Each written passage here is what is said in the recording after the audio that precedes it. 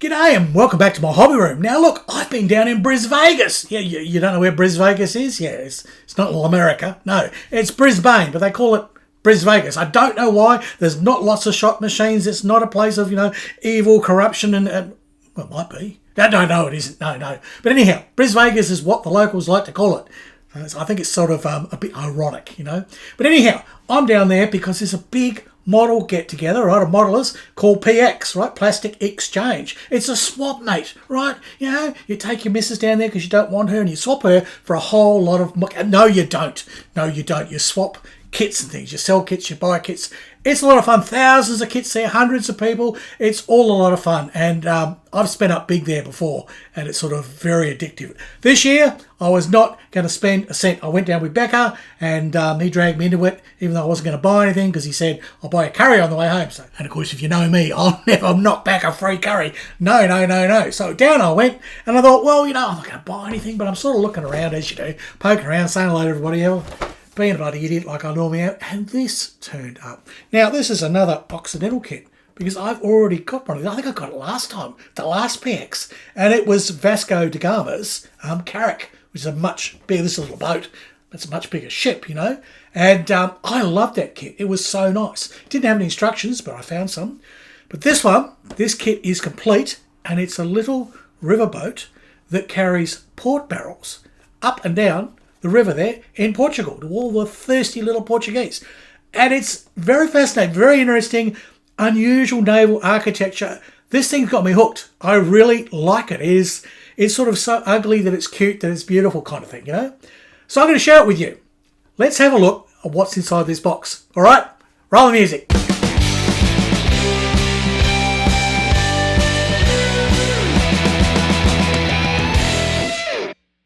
So, underneath the instructions, we'll go through those later. There's some lovely things. First thing that stands out is, look at this. They give you a big marshmallow. No. It is a sail, not a cloth sail this time. No, but don't be disappointed. This is a very nice vac form sail. I mean, it's a bit sort of brownie, but we'll paint over that. It's got this lovely sort of, they could be pendulous sort of mammary glands, or it could be a bottom. Yeah, I don't know. Whatever it is, it's pretty good. It's certainly get my jollies going. But I think that with some rigging on it is going to look very realistic, and there's quite a texture on it. You probably won't see that on camera, but there's quite a sort of a woven texture on it.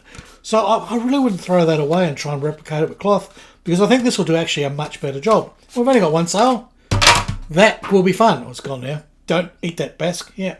Now, one of the things that struck me straight away when I looked inside the box, look at this. I didn't get this with the other one. Maybe there was a little sort of metal nameplate and it disappeared along with the instructions. So I didn't get that with the Carrack. But isn't that nice? So that goes on a base. You get a base with this. All about the base. And you can see how it sort of got the Viking look there. It's you sort of think, oh yes, it's Viking longship. Yeah, it's Viking boat. But it's one of the most efficient ways to work in shallow water and have a lot of stability, because the Viking longboats were designed to go up rivers, and so that they could, go in and do their grape and villaging, when they were basically getting grapes from the village. Yep, they were lovely guys. Yep, and the Vikings actually did a lot of really nice things. They're just renowned for all their graping and their villaging. But never mind, we won't talk about that. Go and watch my Viking video. Yeah, I haven't built that either. Right, so it's quite nicely planked. And even the little nail holes are all marked out. And there's texture on here. Don't know if you're going to see it. There's texture on here for the wood. Just like the other kit from these guys that I reviewed, it is really beautifully moulded and highly detailed. I mean, look at the ribbing on there. Yeah. For her pleasure. Oh, yeah, that one's going to give you joy. No, very nicely constructed, great bit of design there. It's really good, and it even has a little thing here that says F, right? So it tells you to F off that way, okay? And at the back here, there's nothing telling you to go, but you've basically got to go F off here to the front, or it would be bow. In our language, that's called a bow, guys. But anyhow, F is kind of universal. It is it there forward. Ships go forward. Now you get two sprues, okay, sort of, they're amalgamated sprues, so we'll have a look at those in detail. So 2 sprues, a few bits have fallen off, but that's not a problem. I found all the fally offy bits. Luckily they were just kind of big pieces, and these are little deck pieces. So they're quite nice. Oh, oops, and this one's another one, curved one. That'll be all explained later, because it has some very unique properties, this boat. So there you can see the deck pieces, just like the Viking ship that I built, sort of. Haven't finished painting. And the carrack we looked at, the wood grain is there. It's all detailed. It's all really nice. It's a lovely little kit. It really is. Get stand. It's only sort of basic stand, but it suits this model. And I think I will just clean it up, paint it, and put that little thing on. And then the most important thing is the rum. No. It's not rum, guys. I mean, yeah, I sort of was a bit disappointed. I thought it was a rum boat, but no, look, it's port wine, and back in the days when I did drink, I did enjoy a good port. And look at this here. We've got string, yeah. So it actually gives you a bit of string here. There's actually a ton of it, and there's bugger all rigging on this thing. So that'll be interesting. Yeah, I don't think you'll need all of that. So that should wax up nicely, we'll see. I mean, we might as well use it. Came with the kit. They went to all the trouble of putting it in the box. The least we could do is actually try and use it. Now, I've had a bit of a fiddle around with some of the loose parts already there and cleaned them up and tried to figure out where they went. Now, it's a bit tricky to know where these little deck pieces sort of sit. It's hard to tell from the instruction diagram. I was getting a bit frustrated. Then I thought I'll have a look at the last page, because I remember there was this wonderful diagram. And they actually give you, this is a cutaway. This is the inside of the ship, of the boat. So you can see there's that little deck piece. It's back to front of the one down there. There's a little deck piece. There's a little deck piece, and they give you all the ribs. So you can just count your ribs, figure out where they go, which is really good. And you don't normally get that with a lot of, the ship or boat kits. You sort of try to work it out from the diagrams. And the trouble is the diagram sort of just gives you a vague idea. Take it this piece and put it down here. Yep, okay. All right. Now, I had a look at this and thought I might put it together for you, but it's made out of so many tiny little fragile pieces. So these are all, again, lovely woodwork, texture on them and everything. So the whole thing builds up. It's a little model in itself, and it's obviously a place where they can probably sit and it's have their cup of coffee or something, or abide at a little tibble of rum. I don't know, but it will actually make a lot more sense later on in the build, and I'll explain that. And they give you a name for it here. Abagadis, right? So if you speak Portuguese, and I know a few of my viewers do, let me know what that actually means. That'll be really good. So I could probably Google it. There's no fun there. So yeah, this is the whole construction of this business at the end here, and it makes a sort of a little cabin at the back there. Now it's kind of cute that the curved piece, sort of like a gondola at the back there, is sticking up, and it has a little front piece off it. I think I found that. That's in here. There's little front pieces here. So there's just there's one for the lower section that actually goes underneath, but then there's this top one here. It's got a hole through it, and that would be that one. I don't know if that means it gives you sort of access to the back there, because this is, well, it's 1/72, so your peoples are only going to be 72nd size, so they're only little. So maybe they can probably climb in there and have a little siesta. You're going to need that after drinking all that port wine, I can tell you. Yeah, so there's that. And so that sort of all goes together, and I mentioned it'll make a lot more sense when you actually do construct it. But yeah, if you've got this kit trying to figure out where do these things go, have a look at that cutaway drawing. That is a lifesaver. Now along here, these are all gunnels, right? These are all the sides of the ship so that you don't fall out, all right? So it's sort of like the playpen, You've had children, you know about playpens. Playpens have sides. The kiddies don't fall out. Actually, a few little check pin marks there, but the side that's going to show is the outside. Again, a lovely sort of texture. I don't know if these were really like a fabric drawn over a frame. I'm always hesitant to think they would be, because that's a very similar texture to the sail. So yeah, we do have a few of these little guys to sort out, but are they up or downies? Well, they're neither. They're just kind of clean. I don't know. You can probably get in there and add a bit of texture with your knife or something, and they will just disappear. But this is an unavoidable part of the whole moulding process. You get these little bumpy out things. At least it isn't like that Italy Fiat where they put them on the side that shows. No, at least they have the sense underneath. Here is the top part of that little cabin, so it will shade, but it has another purpose. We'll get to that. Parts are just kind of lovely. Even the oars, which normally a lot of kits, it's just a throwaway part, and they don't really bother. They're actually nicely proportioned, and they're quite good. And every little wooden piece that you find, this is more, they've all got the texture, even down to the ladder. The ladder, the rungs are actually got little textures on them. Probably won't see it, but it's quite good. The little chocks here and things like that, and there's just so much nice stuff in this. The mast is quite tall, and you put that in step 2. So we'll get to that in a sec. But I'll go back to the diagram, and I'll show you. Yeah, these are all the gunnels, right? So they're all little pieces that go in. So there's probably a bit like railings covered with cloth, like the side of the Chanel boat, that sort of thing. This one here looks more substantial, sort of wooden. And here we go, I found them. Yeah, I found them. They sort of was in the last spot that you look. They look more substantial than something that be fabric covered. So they look like they actually are sort of solid pieces. So I don't know. I have to do a bit more research, find out the construction. So maybe they are like literally great big sort of pieces of wood, planks of wood that have been cut out into these shapes. And they're each side's different, cut out here. And normally I'd say that'd be for basically running an anchor or something, and maybe it is. We'll have a look, but you still got the whole framework and everything. Again, really nice, beautifully engineered. So, what's this down here? This is kind of cute. To find out what that is. It's maybe someone's doing some knitting. Looks like a little bit of I don't know. We'll see. But look at this. There's even little urns here.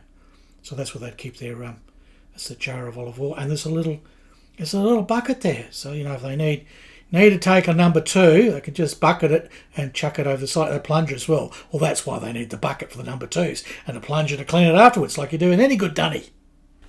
Moving right along, we move to section 2. And this is the interesting part about the big foldy out thing.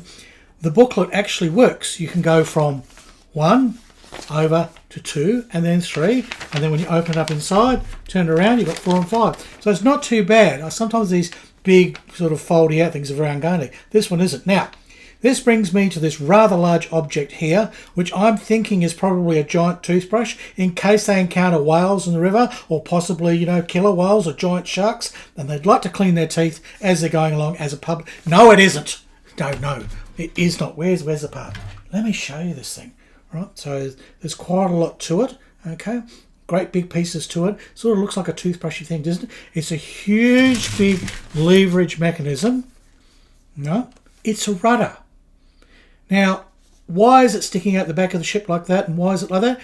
Well, the thing is, if you're going down a river and there might be, I don't know if there's rapids, but certainly might be obstacles and things, it's good to have a good length so you can control your ship. But then that makes it difficult if you want to turn. Like if you want to turn, you don't want a really big, long sort of boat. It's really hard. You want a short boat so that the thing is agile and you can move it around. But you need a long boat to have stability and a straight line. They seem to have solved this problem by having a great big long rudder sticking out the back there.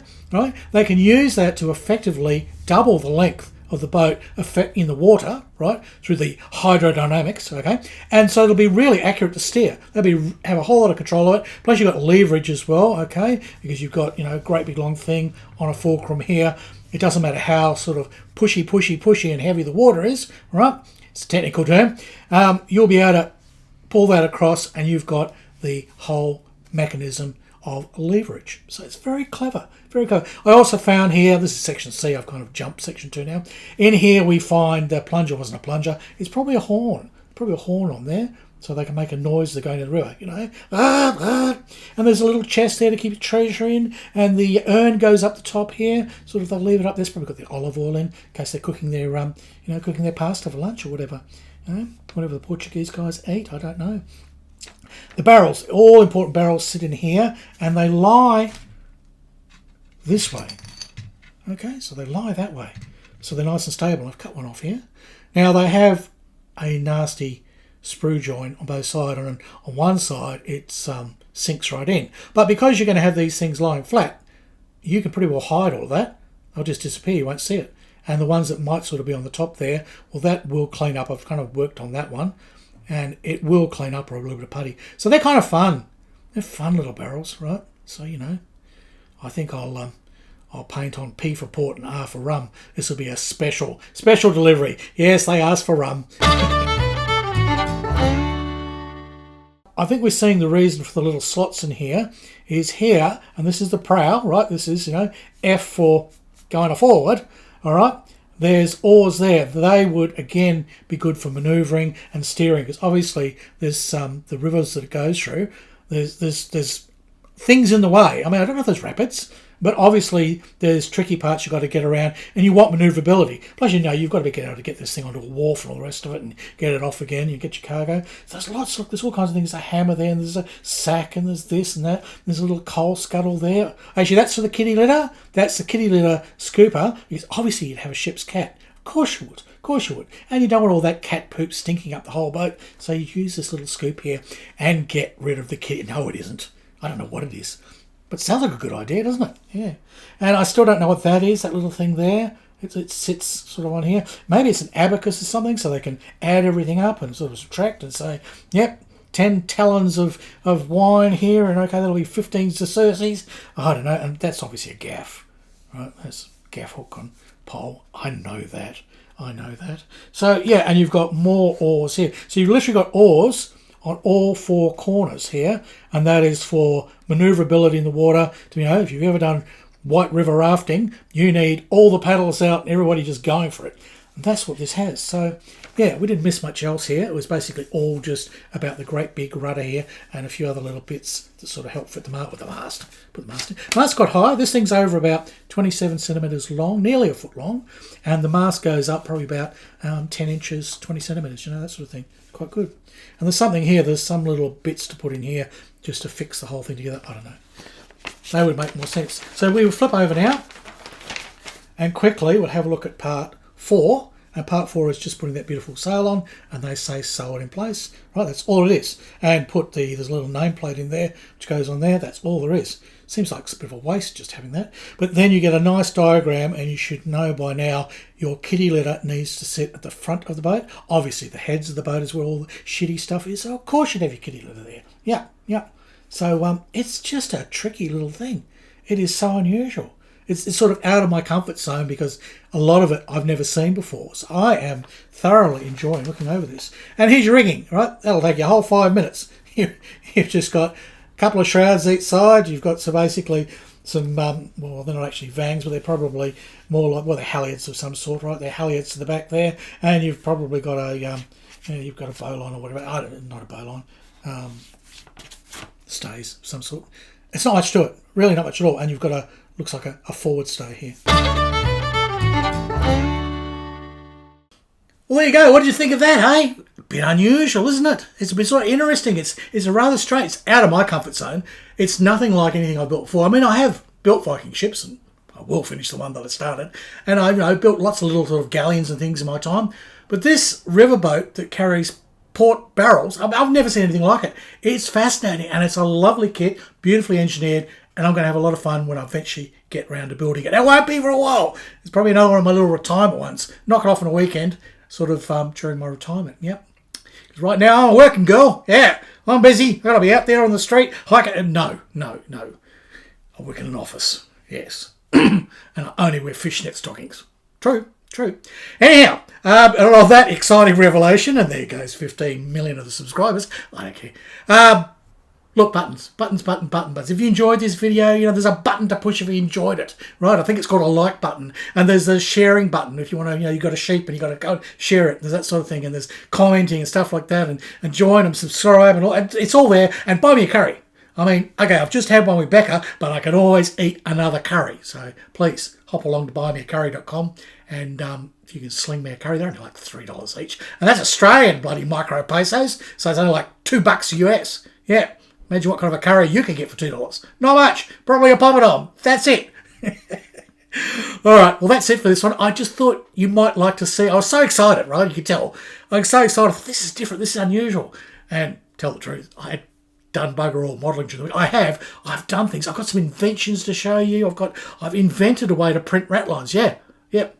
Amazing. You'll see. It actually works. Flexible printed rat lines to scale. Yeah. My brilliance. Well, my incredible stupidity and arrogance bears no bounds. Yes. Okay, well, look, that's it for this one. So, goodbye from Australia, and it's hooroo from Harry Houdini.